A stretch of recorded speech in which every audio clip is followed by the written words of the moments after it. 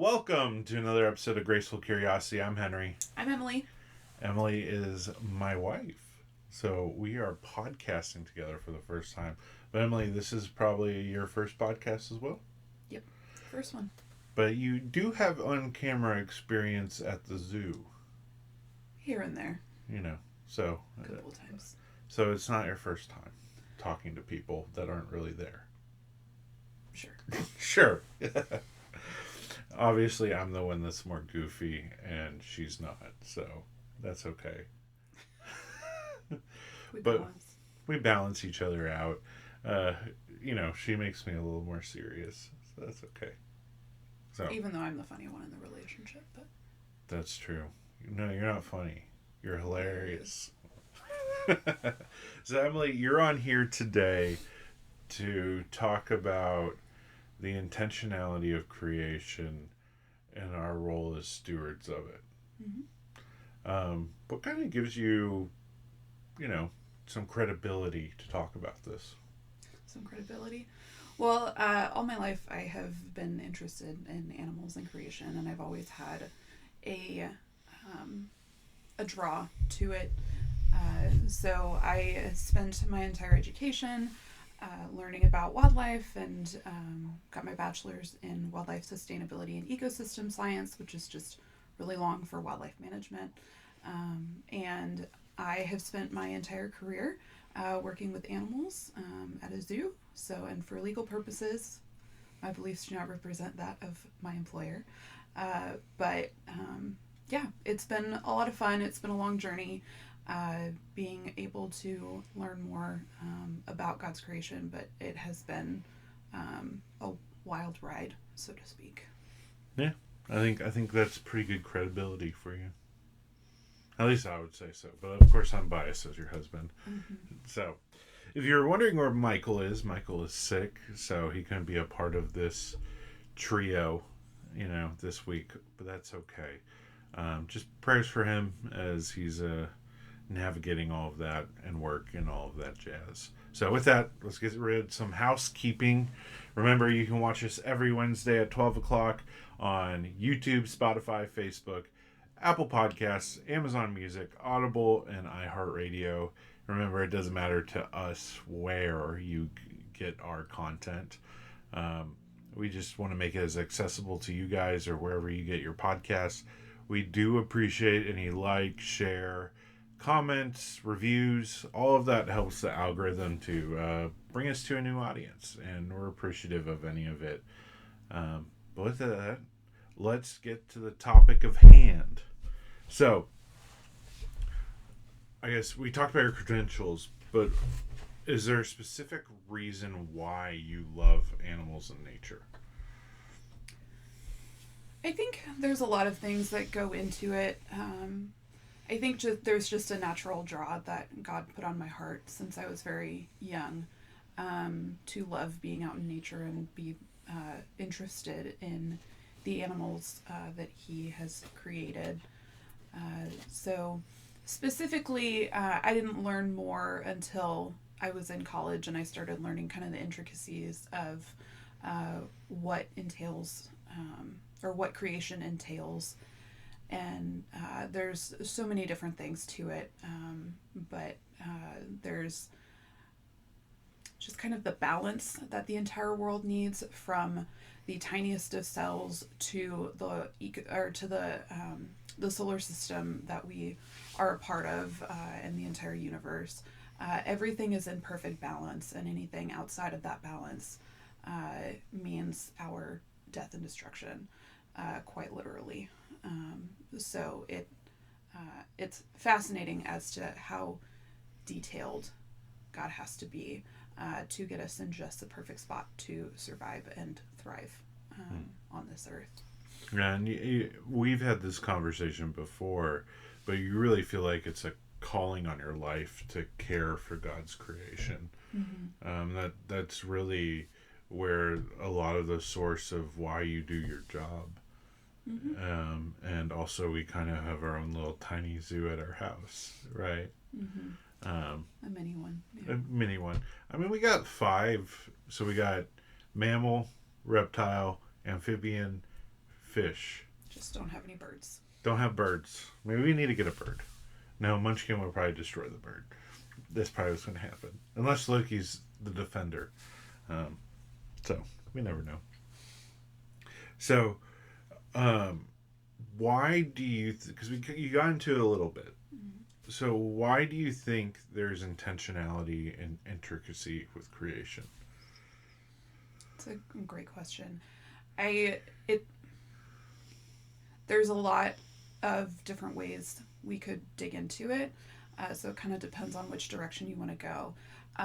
But like I was saying, there's intentionality in that there is so much detail and so much that is in such a fine-tuned balance that it's really hard to say that this is something that has happened by chance. A lot of people in the scientific world in my field don't believe in a creationist theory of how the world began. But I like to point out that God and science are not mutually exclusive. One informs the other. So all of this detail that is a part of his plan and his creation, or all of the detail that we see in nature, down to the microscopic level, it leads to the theory that there has to be a creator, which is what we believe God is. Mm-hmm. Do you have like any specific examples you can think of in nature? Mm-hmm. So there's, even just within our own bodies, there are so many delicate systems within our own functions. But going more to my expertise, which is wildlife and ecosystems and all that, one of the very famous examples of what can happen to an ecosystem, it's called a trophic cascade. And what this is, the wolves being reintroduced into Yellowstone National Park is one of the most famous examples of this. So what trophic cascade is, you have an ecosystem, and then you have the food web or the food chain that is a part of it. So you have the base level where you have all the vegetation, and then you have the primary consumers, which is like your bugs and those that eat the vegetation. And then you have the level of above that. So think the animals that eat bugs, and then a couple levels above that, all the way up until you get to the apex predator. So in Yellowstone, this was the wolf. However, because the wolves were hunted and driven out to extinction within Yellowstone, there was this trophic cascade that happened where the absence of these wolves caused massive shifts in every single level in the food chain or the food web. So, for example, when the wolves left, what happened was their normal prey species, so deer and elk and animals like that, their behavior was able to change because they didn't have to live in fear of a predator. So they were able to go to places that they weren't normally able to go to. They were able to graze out in the open like they wouldn't be able to if there were wolves around for fear of getting hunted. So what that did is they were able to reproduce more. Their population was able to boom, and when there's more herbivores, they're going to eat more vegetation. So then when all of the plants started to go away, because there were so many deer and elk eating all of it, it wasn't able to regenerate. This caused another cascade effect on the riverbanks where there's no vegetation or trees or grass or anything like that. It causes more erosion to happen into the river. And on top of that, if there's no trees or shrubbery or anything to give shade to the water, there's more direct sunlight onto the rivers, which then can change the temperature of the river. So between the erosion and the temperature of the river changing, this makes it a lot harder for fish to survive because they have very specific needs of what the water quality looks like, what the pH looks like. and all of that for them to survive. And the temperature can affect their ability to reproduce. So then you have less fish, which means you might have less bears around that normally go fishing. And these animals all move away to where there would be more resources. So when the wolves were reintroduced back into Yellowstone, actually, let me back up. So with all of this happening, this is just from the absence of one species in the entirety of the ecosystem. Yeah. So what man tried to do, because we were the ones that caused this extinction to happen in this particular area, we tried to control the elk and deer populations to try and fix what was going on in the ecosystem. But we were not able to do that because we could not keep up with hunting enough deer to do this, to have the same effect that the wolves would have. Yeah. And on top of that, when you have an overpopulation of any kind of animal, but especially herbivores, they can spread a lot more disease between each other, which then can cause a whole bunch more effects in the ecosystem. So when we realized that we were not able to control those populations, that was when we were able to, or conservationists brought back the wolves into Yellowstone. And it took a while, but everything rebalanced itself. So the herbivores started going back to their natural behavioral patterns. So they were going into more forested areas, which then let the vegetation grow again, so that the riverbanks were able to stabilize again. Fish were able to return, therefore bears were able to return, and also take care of some of the deer and elk as well. They also contributed to the soil health of the surrounding area, because when the bears or other predators of fish would bring the dead fish out that they were going to eat, leave it on the soil, it decomposes there, and it leaves all kinds of nutrients in the soil. So there's so many intricacies into how this ecosystem runs, and the slightest change can throw everything completely out of whack and leave all wildlife, or leave the land barren, essentially, of wildlife, or leave it in a state of disease and destruction. And that can happen pretty much anywhere, right? Anywhere. Mm-hmm. Anywhere you have an ecosystem. Yeah. So, and to give another word out there, so you'd call basically the wolves a keystone species, right? And there's many different, like, these are kind of species that hold the ecosystem together in a whole, which, if it was just random, any species would do, right? I mean, any species could mess up the balance. You see the biggest effects with apex predators. Yeah. But any species. And you even have what we call indicator species of different ecosystems. So like amphibians, right? Right, like amphibians. Dragonflies are also a good local Houston wetland area indicator species that you can tell the health of the ecosystem based on the presence or lack of presence of these particular species. So it's kind of cool when you think about that God created basically warning flags with like indicator species, like basically like big old, these are the, hey guys, this is not going great, if you want to think about it in that way. Like, we need to fix something. There's something going on here. There's a balance, right? And then you also have species that are kind of like, we are kind of like, in a way, how we use like a lawnmower, a hedge trimmer to our lawn to keep it neat and tidy. So like an apex predator is kind of like that. It's keeping the ecosystem nice and tidy. Of course, not really, but like in the metaphor of kind of keeping the balance and everything, keeping in its kind of rhythm, it's able to do that. And without any human intervention, the environments would of course go through some sort of natural selection, microevolution type of processes, so that they would all adjust to each other to maintain that balance. But it's the fall of man is part of what's contributed to the difficulties in so many environments.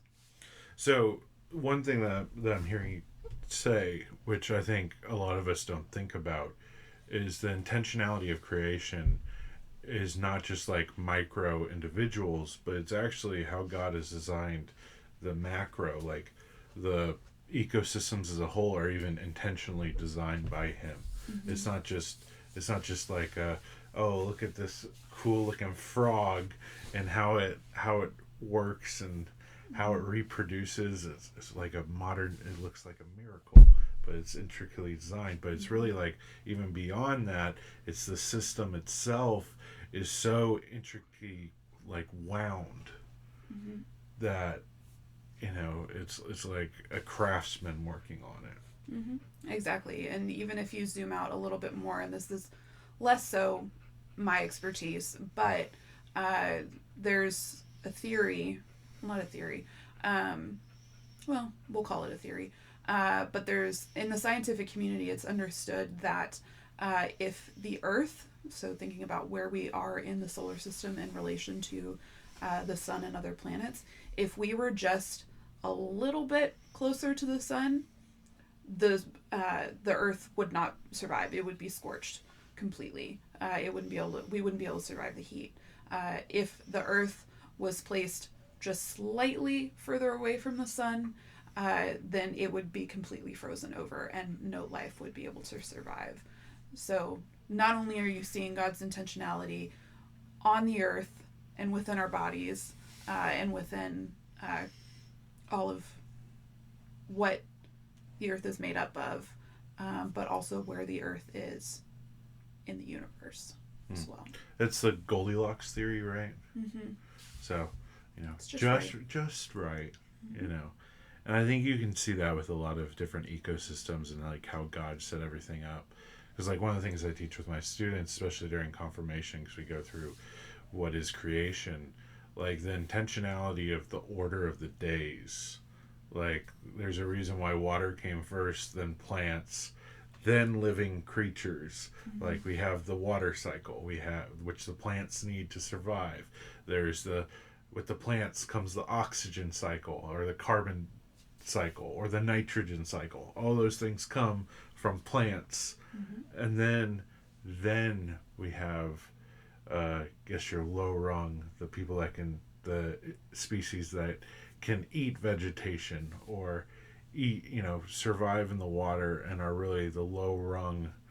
And then comes all of the big old predators the next day, and us being last. Like everything's been kind of set in this way in a level of intentionality that I don't think we give God credit for.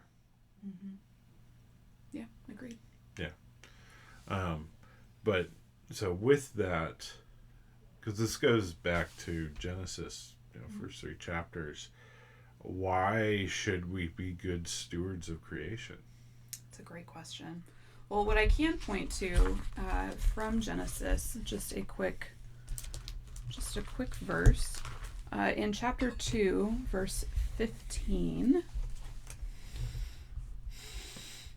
This is the creation story. So chapter 2, verse 15 in Genesis says, "The Lord God took the man and put him in the Garden of Eden to work it and keep it." And then it goes into the tree of good and evil. But the main point I want to take out of that verse is that we are not to exploit the earth. We are not to exploit the resources. We are here to keep it and to use it, because the earth has so many resources that God has provided for us to live the best lives we can to glorify Him. But that also means we have to glorify Him in how we take care of the creation. We are given the responsibility to manage what He has given us.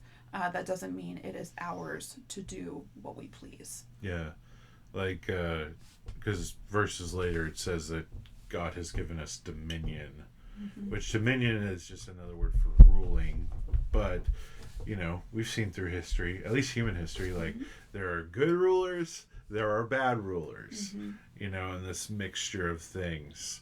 So, for us, we are called, because, we're not called to be a ruler that just sits there, eats his fill, does whatever it is. Because I like that verse that you point out, because it says, work the land and keep it.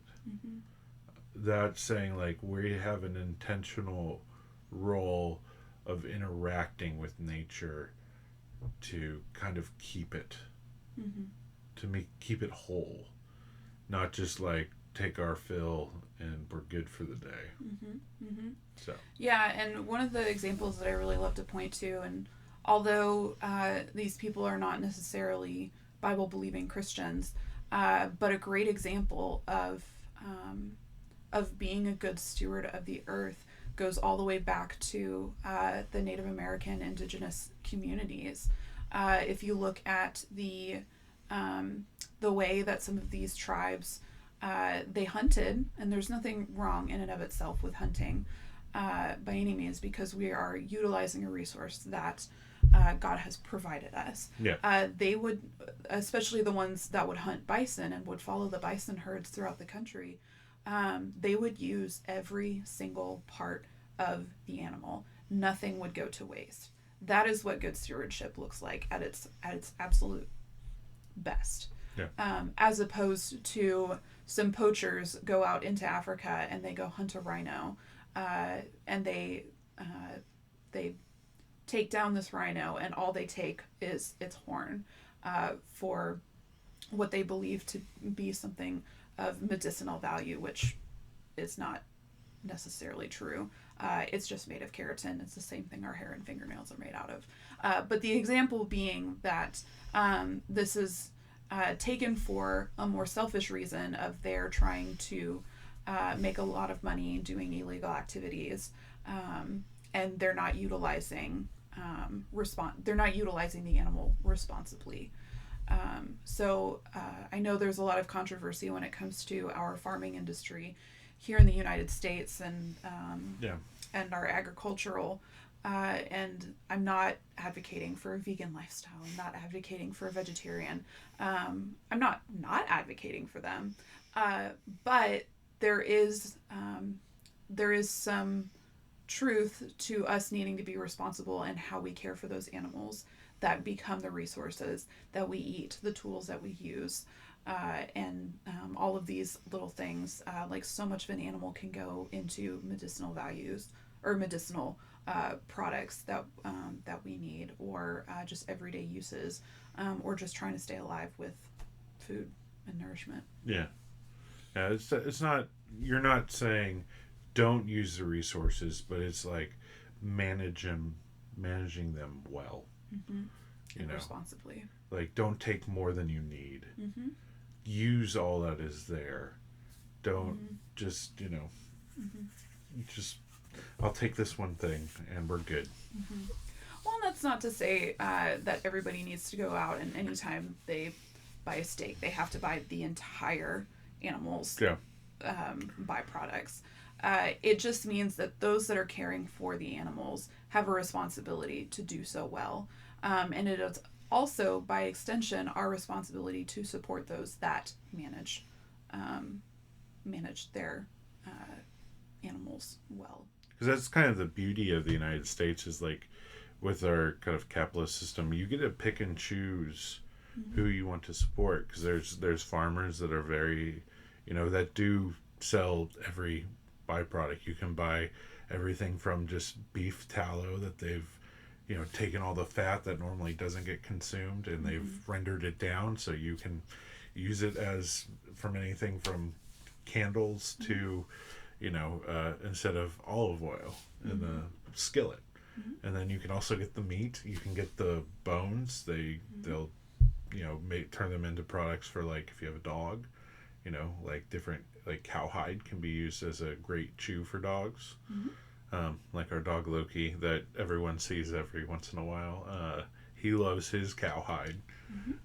So like actually using every part and being, you have a choice when you go to the store. And you know, I kind of say this is like, not to shame anyone, is it's hard to live a completely ethical economic life, but you can choose where it matters. So, you know, just being mindful, like, of, you know, if you go to HEB, like for example, um, they don't just sell part, you know, like the meat parts of the chicken. You can get all the way down to the feet, you know, and you can kind of see where these people are, you know, are they selling off their feathers to then be used for pillows or what have you. You can kind of look at how responsible these places are using, or you can use a, you know, nowadays a lot of farmers are actually like, there's stuff like Good Rancher and stuff like that where they actually, you can order online the meat and you know these farms are using every aspect of all the animals. So it's, you know, even though we're not producing, we do have a role of stewarding where we get things from. Is that a good way of putting it? I think so. And I think without getting too much into the like the economics and the agricultural, because that's not my area of expertise. But the very basis of it is to, because it's not just animals that we're talking about that are resources that God has provided, right? We're talking minerals. We're talking different types of textiles. We're talking like anything that you can dig up out of the ground. Like, it's not just animals, right? So the main point that I try to keep in mind is to not live in such a way that I'm wasting the resources that God has provided. So it's hard. It's really, really hard. But just making tiny little choices here and there, like maybe instead of buying a stack of styrofoam plates, if you have a gathering, like why don't we try some compostable plates that you can, or that you know will biodegrade responsibly, as opposed to a styrofoam that pretty much never degrades and can be really hard for the environment. So things like that. Or even getting like paper towels or your paper products that are from post recycled, you know, weight. Or you could even try reusable paper towels. Yeah. There's a whole industry behind that. Specifically bamboo. I know we've used them before.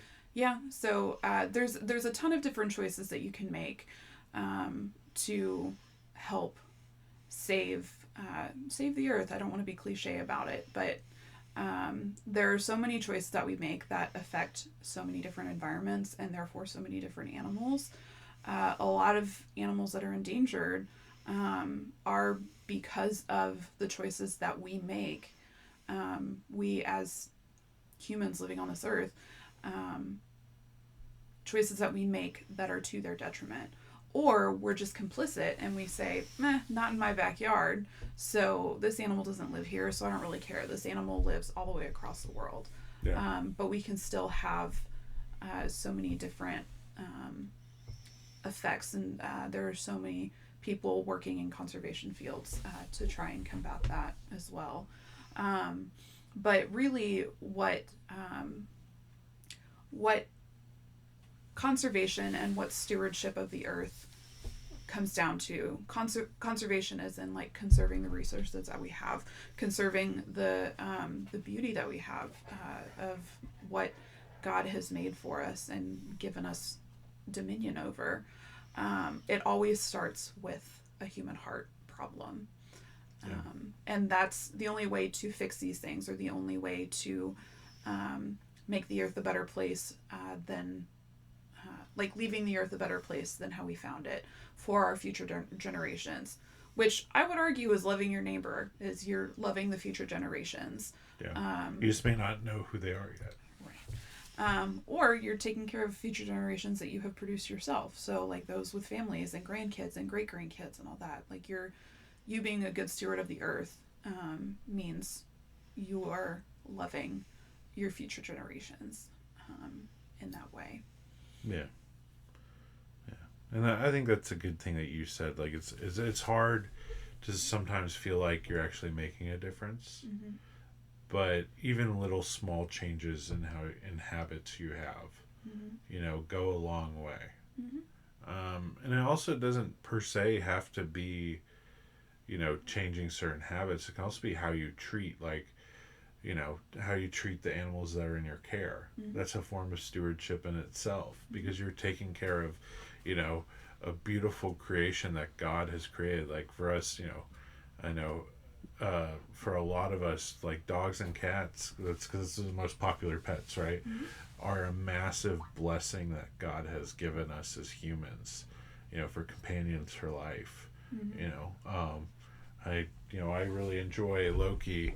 I never was a dog person growing up, but a good stewardship for him is making sure that he has an active life, and like, so we go on walks so he can try some of his naturalistic things, from marking his territory to sniffing, especially for him. Mm-hmm. But at the same time, he's in return, as I'm being a good steward of his health and his activity, it's giving back to me as well. Because I think that's the other thing we don't think about. Like, actually doing this stewardship actually gives back to our own soul, our own heart. Because for me, I have it relaxes my soul. It gives me a nice way to just relax with all the weight of the day. And we can just enjoy each other's company. So it doesn't just have to be how we steward particular resources. It also is how we're taking care of his creation. And this also applies how we treat other human beings as well, going back to love your neighbor, of course, but also being stewards of people as well, because they're part of creation as well. So that can be like thinking about, where are all the minerals in this phone I'm about to buy? Where is it coming from? Are they exploiting other people that are made in the image of God? Or are they giving them what they're due? Or the clothes we're wearing, right? Is it sourced from a responsible place where people are actually taken care of? Or is it and like I said, there's no perfect way, but those little changes can be impactful, not on just the resources we use, but the people's lives that we're that are fellow people made in the image of God as well.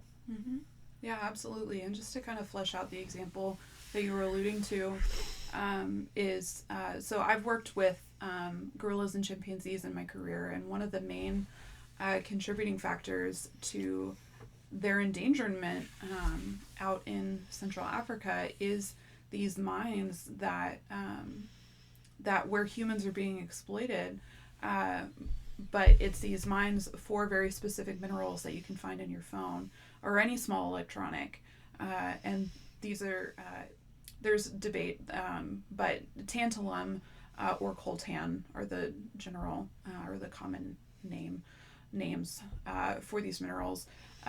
But this is what helps your small electronics hold a charge. But instead of buying the new iPhone that comes out every single year, like where they're having to source more of this mineral from these people being exploited in the habitat of gorillas and chimpanzees and all of these other African species in the ecosystem that live in the same place that they do, they are all being affected. So every part of God's creation is being affected by the need for this type of mineral. Does it mean we can never buy a phone again? No. Obviously, like society, and I mean, maybe you can function without a phone. That would be absolutely amazing. But the reality is, for most of us, we can't do that. So maybe, like I said, instead of buying the new iPhone that comes out every single year or every other year or however often, use the one that you have until you can't anymore, and then source another one. And recycle your old one so that there are a lot of places that you can recycle your small electronics, and they will take out that mineral so it can be reused for new products. So we don't have to keep going back into the forests and wild reserves and wild places to be able to source that. But another really great example, this doesn't necessarily apply to us in the United States, but a conservation project that has been going on for a long time, also in Africa. I think this is a great demonstration of like where it starts. Conservation problems are solved when you start with the human side of things. So for the example that is coming to mind is elephants are notorious for destroying farmers' land out in Africa. It's free and easy food for these elephants, so why wouldn't they? Obviously, that creates a conflict with the farmer because that's their livelihood. That's what they need to survive and to take care of their family, take care of their community. As much as that's how they make their living, right? That's how they survive. So if I were to go in there and say like, hey, you can't keep taking down these elephants, you can't keep getting rid of them because they're an endangered species. The farmer's not really going to care because they want to be able to have food on their table. They want to be able to provide for their family and for their community. So one of the creative solutions that has benefited everybody is African elephants are also notoriously scared of bees. So what the farmers have done is they have been given and provided the resources to create beehives along the perimeter of their land to keep elephants away, and it works. And not only do they get to keep the elephants away, so they get to keep the entirety of the work that they put into growing these crops in their field, but they get an extra bonus. They get honey from these bees that they can harvest and that they can also sell to create another type of income to take care of their family and their community and themselves and all that. So it kind of just goes to show that like we are all so intertwined with each other.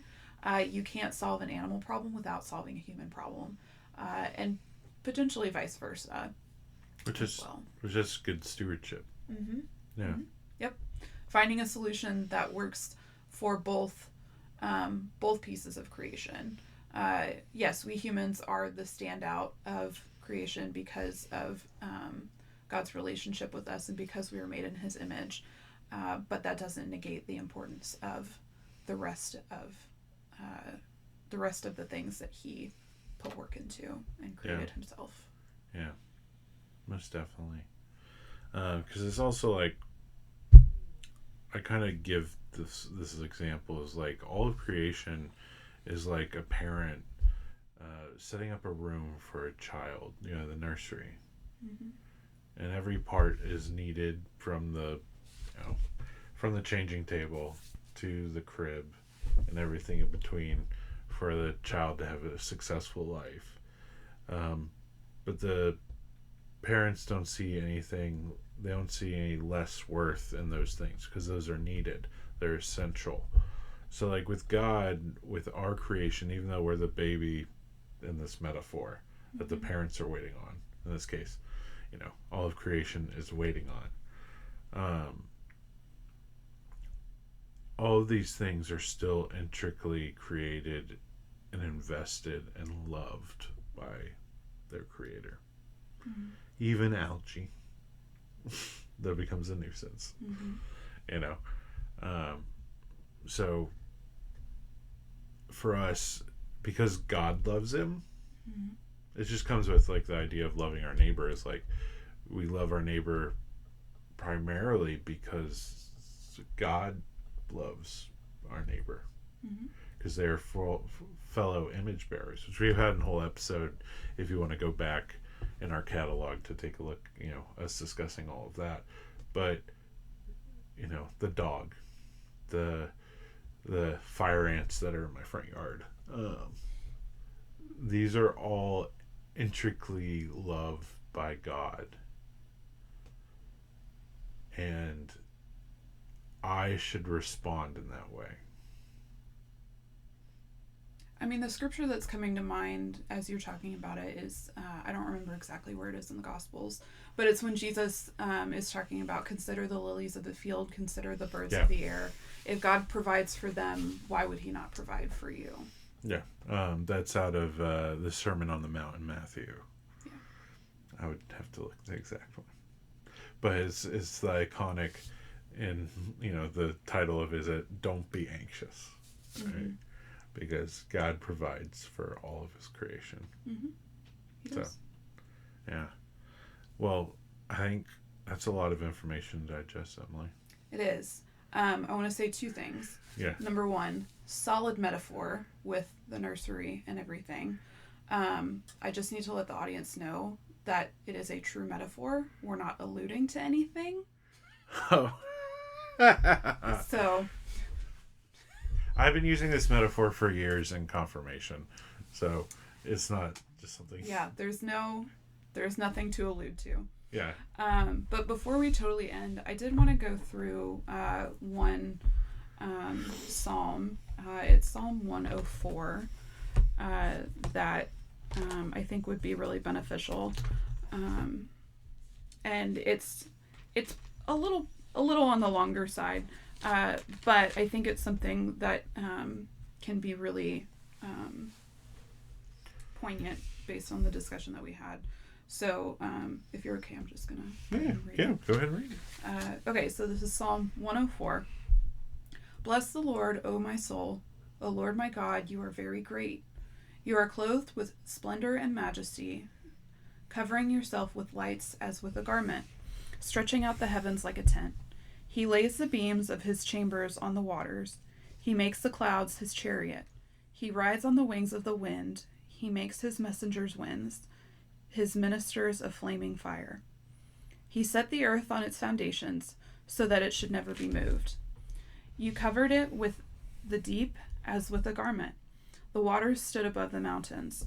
At your rebuke they fled. At the sound of your thunder they took flight. The mountains rose, the valleys sank down to the place that you appointed for them. You set a boundary that may not pass, so that they might not again cover the earth. You make springs gush forth in the valleys, they flow between the hills. They give drink to every beast of the field, the wild donkeys quench their thirst. Beside them the birds of the heavens dwell, they sing among the branches. From your lofty abode you water the mountains, the earth is satisfied with the fruit of your work. You cause the grass to grow for the livestock and plants for man to cultivate, that he may bring forth food from the earth and wine to gladden the heart of man, oil to make his face shine, and bread to strengthen man's heart. The trees of the Lord are watered abundantly, the cedars of Lebanon that he planted. In them the birds build their nests, the stork has her home in the fir trees. The high mountains are for the wild goats, the rocks are a refuge for the rock badgers. He made the moon to mark the seasons. The sun knows its time for setting. You make darkness, and it is night, when all the beasts of the forest creep about. The young lions roar for their prey, seeking their food from God. When the sun rises, they steal away and lie down in their dens. Man goes out to his work and to his labor until the evening. O Lord, how manifold are your works! In wisdom you have made them all. The earth is full of your creatures. Here is the sea, great and wide, which teems with creatures innumerable, living things both small and great. There go the ships, and Leviathan, which you formed to play in it. These all look to you to give them their food in due season. When you give it to them, they gather it up. When you open your hand, they are filled with good things. When you hide your face, they are dismayed. When you take away their breath, they die, and return to their dust. When you send forth your spirit, they are created, and you renew the face of the ground. May the glory of the Lord endure forever. May the Lord rejoice in his works, who looks on the earth and it trembles, who touches the mountains and they smoke. I will sing to the Lord as long as I live. I will sing praise to the God while I have being. May my meditation be pleasing to him, for I rejoice in the Lord. Let sinners be consumed from the earth, and let the wicked be no more. Bless the Lord, O my soul. Praise the Lord.